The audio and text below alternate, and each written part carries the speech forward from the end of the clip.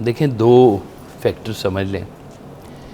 ایک ہے دنیاوی کامیابی جو مسلمان اور نان مسلم کی تقریباً برابر ہے. ہر آدمی چاہتا ہے کہ کچھ تھوڑا سا بینک بیلنس ہو, معاشرے میں عزت ہو, کچھ اس کی بات سنی جائے, کچھ اس کے قریب تعریف والے لوگ ہوں, تھوڑا سا سیاسی پس منظر بھی اگر آ جائے تو بڑی اچھی بات ہے. تو انسان معاشرے میں تھوڑا سا معتبر ہونے کے لیے اپنے آپ کو تھوڑا عزت افزائی کرنے کے لیے کام کرتا ہے. ہر بندہ کام کرتا ہے, ہر شعبے میں کام کرتا ہے, اور وہ چھوٹے چھوٹے سے گول بناتا ہے اور ان گولز کو اپنی ہی فیلڈ میں کہیں آگے لے کے جاتا ہے. لیکن جب آتی ہے باری اسلام کی تو یہاں پر دو کامیابی ہے. ایک دنیاوی کامیابی ہے, ایک آخرت کی کامیابی. والد صاحب کہتے تھے کہ ایسا نہ ہو کہ مقصد جیت جائے اور انسان ہار جائے. کہ آپ نے اپنا ایک مقصد بنایا, مقصد کامیاب ہو گیا, لیکن پتہ چلا کہ انسان ہار گیا, اس کا کردار ہار گیا. تو ہمیں اس چیز کا سبق نہیں دیا گیا کہ کبھی اپنے کردار کو, اپنے اسلام کو, اپنے وقار کو داؤ پہ لگا کے کوئی کامیابی کو حاصل کیا جائے, کیونکہ ہم نے کہیں اور بھی جواب دہ ہونا ہے. اکثر کامیابیوں کا سفر محرومیوں کا سفر ہوتا ہے. انسان پیسے کی اگر دوڑ میں چلنا شروع کرتا ہے نا, اور اس پیسے کو وہ پا لے, تو پتہ چلتا ہے کہ اس پیسے کو حاصل کرنے کے لیے اس نے کتنے لوگوں کی زندگی کے اوپر پاؤں رکھ کر یہاں تک وہ پہنچا ہے. تو اسے پھر افسوس ہی کرنا چاہیے کہ ایسی کامیابی سے تمہیں کیا ملا. چور بھی مقصد بناتا ہے, ڈاکو بھی مقصد بناتا ہے. ہو سکتا ہے صبح وہ بھی رب تعالیٰ سے دعا کر کے نکلتا ہو, یا اللہ کو آج چنگا پارو مل جائے, ہے کوئی اچھا بندہ مل جائے, میں اس کے ہاتھ صاف کر سکوں. تو مقصد تو شاید کامیاب ہو جائے لیکن زندگی ناکام ہو گئی. وہ سب جیسے کہا کرتے تھے کہ ٹھیک ہے پڑھو, بہت اچھی بات ہے, لیکن ایسا نہ ہو کہ تم لائبریری میں بیٹھے رہ جاؤ اور زندگی باہر سے گزر جائے. تو ہم لوگوں نے دونوں چیزوں کو بڑے, اسلام نے نا بڑا خوبصورت دونوں کا ایک معیار بنایا ہوا ہے کہ آپ کبھی بھی مقصد کو بناتے وقت اس چیز کا احتیاط کریں کہ آپ کا بنایا ہوا مقصد کسی کو نقصان پہنچانا نہ ہو. آپ کا بنایا ہوا مقصد اللہ کے قریب ہو, آپ کا بنایا ہوا مقصد اسلام کے قریب ہو. باقی جو دنیا کے سارے معاملات ہیں وہ آپ کریں, کوئی حرج والی بات نہیں ہے. پڑھنے کو کہا گیا ہے, ہر ایک اللہ تعالیٰ نے نصیب لکھا ہوا ہے. کسی کے ہاتھ میں پیسہ زیادہ ہوگا, کسی کے ہاتھ میں پیسہ کم ہوگا, کسی کی عزت زیادہ ہوگی, کسی کی عزت کم ہوگی, کسی کی شہرت ہے, سب چیزیں ہیں. لیکن ان چیزوں میں کہیں پر بھی یہ چیز, یہ آپ کا عمل نہیں چھوٹنا چاہیے کہ آپ کردار سے گر گئے. آپ کا عمل جو ہے وہ اس کی بارگاہ میں اگر قبول ہو رہا ہے تو پھر کامیابی کا تصور مکمل ہوتا ہے, ورنہ دنیاوی کامیابی خالی دنیاوی نہیں ہے. دنیاوی طور پر جن لوگوں کو کامیاب کہا گیا وہ بادشاہ سلامت کہہ لیں ان کو اپنے دور کے. اگر بادشاہ فرعون نکل آیا, پاور, پیسہ, طاقت, شہرت, سب کچھ, حکمرانی, اور لیکن رزلٹ حضرت موسیٰ علیہ السلام کے پاس ہے. تو یہ ہم نے دونوں چیزوں کو بیلنس لے کے چلنا ہے کہ کہیں ایسا نہ ہو کہ ہماری کامیابی آخر میں جا کے پتہ چلے کہ یہ تو ہماری ناکامی بن کے ہمارے سامنے آ گئی ہے. سر کیا بات ہے. ایک بریک لیں گے. آج کاشف صاحب سمجھا رہے قرآن و سنت کی روشنی میں کیا تعریف ہے کامیابی کی, مگر بریک کے بعد ہم سمیہ سے بھی بات کریں گے. اسی طرف ہے, میرا خیال ہے رکاوٹ نہیں ہے.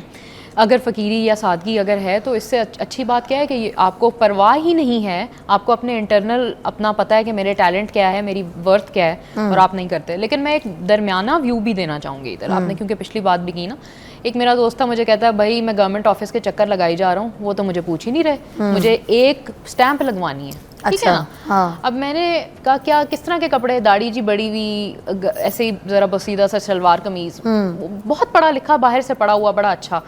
تو میں نے کہا پہن جاؤ اچھے کپڑے, ذرا تیار ہو کے چلے جاؤ. آپ کو پتہ ہے ڈاکٹر نہیں صحیح طرح چیک کرتا, اگر آپ اس طرح کر کے جائیں گے تو ڈاکٹر بھی آپ کو اس طرح چیک نہیں کرے گا جو ایک تیار ہو کے بندہ آیا ہوا ہے اس کو کرے گا.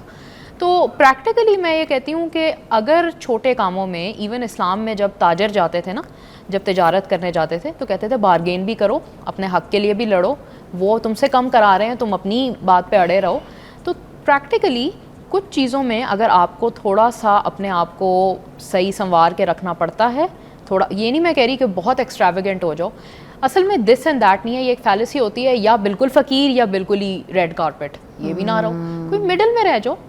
جیسے ڈینٹسٹ کے پاس اسکیلنگ کے لیے آپ جا رہے ہوتے ہیں مگر اس کے باوجود گھر سے آپ ایکسٹرا ٹوتھ برش کر کے ماؤتھ واش کر کے جا رہے ہوتے ہیں, جبکہ جا اسکیلنگ کے لیے صفائی کے لیے ایسا ہی ہے, ایسا ہی ہے. تو تھوڑا سا اگر آپ دنیاوی اس میں کر لو گے کہ تھوڑا سا اپنے آپ کو کر لو گے اور آپ کو لگتا ہے وقتی طور پہ آسانی ہو رہی ہے, جیسے آپ کو پتا تھا آپ ابھی شو پہ آ رہی ہیں, یو وور سچ اے بیوٹیفل ساڑی, آپ نے ایک اچھا لباس پہنا, خوشبو لگائی, تو یہ تھوڑی سی تیاری آپ کہتی ہیں کہ یہ ایڈ آن از امپورٹنٹ اور اس میں کوئی وہ والی بات نہیں ہے. ایسا ہی ہے. ٹھیک ہے, آپ کیا نہیں ہے جی, اس میں بری بات نہیں ہے. میں نے کچھ عرصہ بینک کی جاب کی ہے, تو جو میرے سینئر جو میرے تھے, میں ایک دفعہ ان کے پاس آفس میں بیٹھا ہوں, ان کے کہا سب وہ سامنے مین گیٹ ہے, وہاں سے جب بندہ اندر آتا ہے نا, میں اسے آبزرو کرتا ہوں, یہ بندہ چل کیسے رہا ہے, اس نے گھڑی کون سی پہنی ہوئی ہے, اس نے سوٹ کیسے پہنا ہوا ہے, اس نے اپنی پرسنالٹی کو کیسے مینیج کیا ہوا ہے. کہتے ہیں وہ وہاں سے چل کے میرے پاس آئے گا, بولے گا تو کوئی بات پتہ چلے گی, لیکن میں نے اس سے پہلے اس کا پورا انالیسس کر کے میں نے اس کے بارے میں ایک رائے قائم کر لینی ہے. دیکھیں فقیری کا مطلب کو گندا ہونا نہیں ہے, فقیری ایک مزاج کا نام ہے کہ آپ شو آف نہ کریں, نہ کریں. فقیر کو کس نے کہا ہے کہ گندے کپڑے پہن کے پہننا ہے؟ یہ جن کی آپ بات کریں فقیری کے بڑے شعبے ہیں. ایک فقیری ہوتی ہے جو معاشرے کو دھتکار چکی ہوتی ہے, وہ کہتی ہے کہ تم اسے عزت افزائی کہتے ہو, اس کھوکھلے پن کو عزت افزائی ہم نہیں کرتے, جاؤ. وہ انہوں نے کپڑے دوسرے پہن لیے, وہ چولے والے نہیں ہوتے, وہ ٹکڑیاں پیبند والے ہیں نا, رنگ برنگی. ہاں, تو وہ کہتے ہیں کہ تم اس کو صحیح کہتے ہو, تم اس کو اللہ سمجھتے ہو, جاؤ تمہیں پتہ ہی نہیں ہے. ہم ادھر تم سے ریجیکٹ کرتے ہیں, ہم تمہارے معاشرے کو ریجیکٹ کرتے ہیں. لیکن فقیری بالکل کسی ڈاکٹر میں بھی ہو سکتی ہے, فقیری کسی بیوروکریٹ میں بھی ہو سکتی ہے, فقیری کسی جہاز کے پائلٹ میں بھی ہو سکتی ہے. فقیری کا تعلق جو ہے وہ کپڑوں کے ساتھ منسوب نہیں ہے, فقیری آپ کے مزاج کا نام ہوتا ہے, اور مزاج آپ کا جب بولتا ہے تو پھر لوگوں کو پتہ چلتا ہے یہ کس مزاج کا آدمی ہے. تو یہ کہنا کہ فقیر تو کہتے ہی اس کو ہیں جو اللہ کو بہت قریب سمجھتا ہے اپنی ہر بات کے اندر. آپ نے جس کو فقیری کہہ کے ناکام کر دیا ہے, دنیا میں آج تک بڑے بڑے بادشاہوں نے بادشاہی چھوڑ کے فقیری اختیار کی ہے. آج تک کسی فقیر نے فقیری چھوڑ کے بادشاہت نہیں اختیار کی, کیونکہ ہمیشہ اس نے فقیری کو بڑا درجہ دیا ہے. تو یہ جو نامور لوگ ہوتے ہیں, اسلامی نقطہ نظر سے پوچھنا چاہوں گی کہ جو دولت مند لوگ ہیں, جو بہت نامور لوگ ہوتے ہیں, تو کیا انہی کو کامیاب سمجھا جاتا ہے اسلام میں؟ کیا اس کا پہلو ہے, نظریہ؟ بہت مشہور شخصیت ہیں جی, اللہ نگری کے رحمت کرے, اشفاق صاحب. اشفاق احمد, کیا بات ہے. ایک دن وہ سرکار ویس صاحب کے پاس آئے اور انہوں نے کہا کہ جی میں چاہتا ہوں کہ کچھ فقیری ملے مجھے. آپ نے کہا اشفاق صاحب اچھے خاصے ہیں, ڈرامے لکھتے ہیں, عزت افزائی ہے آپ کی, چھوڑے ورنہ فقیری کیا کرنی ہے. انہوں نے کہا جی نہیں, ایک فقیری کے اندر نا ایک مزاج پیدا ہوتا ہے, اس فقیری کا ایک اورا علیحدہ سے ہوتا ہے, اس کی کہانی اور طرح سے ہوتی ہے, تو میں چاہتا ہوں کہ میرے اندر بھی فقیری ہے. آپ نے کہا اچھا چلو بھی ٹھیک ہے, کچھ مشقیں کر کے دیکھ لو. آپ نے کہا ایک سوٹ سلواؤ جوٹ کا, بوری کا. کہتے میں گیا, بوری خرید کے لایا, سلوایا سوٹ, میں نے پہن کے دیکھا, ٹھیک لگ رہا تھا. تو ویس صاحب کو میں نے فون کیا, جی سوٹ تیار ہے. تو آپ نے کہا اچھا ایک کام کرو, انارکلی کے ایک حصے سے گھسو اور دوسرے حصے سے باہر نکل جاؤ. کہتے ہیں میں نے امیجن کیا کہ اشفاق احمد جو پینٹ کوٹ پہنتا ہے وہ بوری کا سوٹ پہن کے جب انارکلی سے گزرے گا لوگ کیا کہیں گے. تو انہوں نے کہا کہ ویسے بھی بڑا مشکل کام ہے. پھر ہم نے کہا اچھا ڈھول بجانا آتا ہے؟ انہوں نے کہا جی نہیں آتا, سیکھ لیتا ہوں. انہوں نے کہتے میں نے ایک ڈھولچی بلایا, اس کو کہا مجھے ہاتھ سیدھا کروا. تھوڑا سا جب ہاتھ سیدھا ہو گیا تو میں نے کہا ایسا آ گیا, ڈھول بجانا آ گیا مجھے.